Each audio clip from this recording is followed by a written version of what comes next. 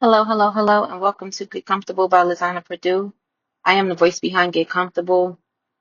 Today's message comes from Spirit, and it's excuse me, a message that I'm getting, just a download. Somebody's come too far to be pulled back into the life or the nonsense that they used to live in. I'm speaking particularly, I want to say specifically to someone who may have done jail time at some point.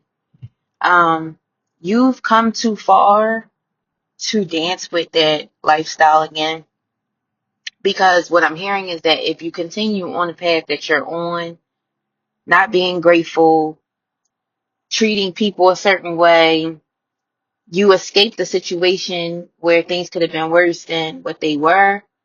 Um, and this is all again for the glory of God. Your testimony is what drives people to want to get closer to God.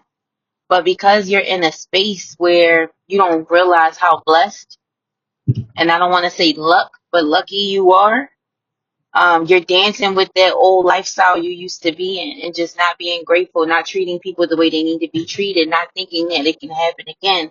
It could definitely happen again, and it can happen to anybody. Even if you haven't done jail time, this could particularly be for somebody who has um, rise to the top of a situation or has a great life, but you've escaped a lot of trauma and issues, or you've beat the odds and you've come out of those trauma and those issues, but yet you're still not in a place where you feel like everything is on you and you feel like you're the alchemist behind it all. You're not.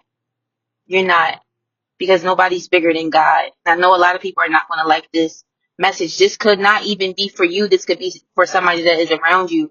Somebody under the sound of my voice is battling, they're dancing on a thin line, and you've come way too far. Like the things that you've accomplished, other people haven't accomplished with more than you. And I think that the success that you've had has given you a false sense of reality, meaning because you've come so far, because you've beat these odds, because you've come out on top after a very dark time, you haven't you won't stop to think about where you've been, you know? And you haven't left there long ago where you should have forgotten where you are going. I mean, where you came from. Okay? So I'm not a person to harp on people's downfalls or letdowns or anything like that. I'm an uplifter, but I'm also a person who, or an entity that wants to remind you that you are better than your circumstances. Obviously, you're better because whoever I'm talking to has had a hard life. You've had a hard life. You've had it rough, and you've had some really dark times, and it felt like you were alone. And maybe that's why you're calloused the way that you are. You know what I'm saying?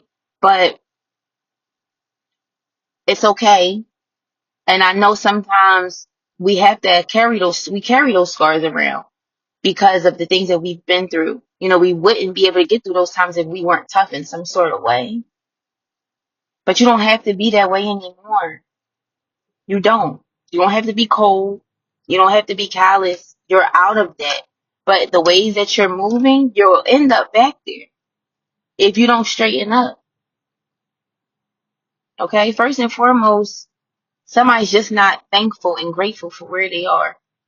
Because even though you have arrived in a different space, you still are super close to being on the other side, you know? And like I said, the first thing that I've gotten was somebody who's been to prison. I'm not talking about jail time. I'm not talking about a less than two. I'm talking about long time. Missing family members, missing kids growing up, not even able to have kids. This is a real serious thing, because this is not even me talking. This is what's coming out. Whoever this is, you've done You've done some time, or you've experienced doing time with somebody, meaning a bit, meaning being around somebody who's lost time from life, and you're not in a grateful giving position. You think it's all on you. You think you're the one pulling the strings. You're not. You're not. And you need to figure out that you're not. But I hope you figure it out sooner than later. Okay, so don't take it as I'm being hard on you, or I'm harping on where you've come from, because I'm not. I really just don't want to see anybody travel down a path that they don't need to go back down. Nobody wants to leave their family. Nobody wants to experience that time away from home. Nobody wants to even enter into that space after you may have dodged a serious bullet and not have ended up there. Whoever I'm talking to, you've done some things. Done some things. Whatever you're doing, stop. This is truly, truly a warning. Stop it. Okay?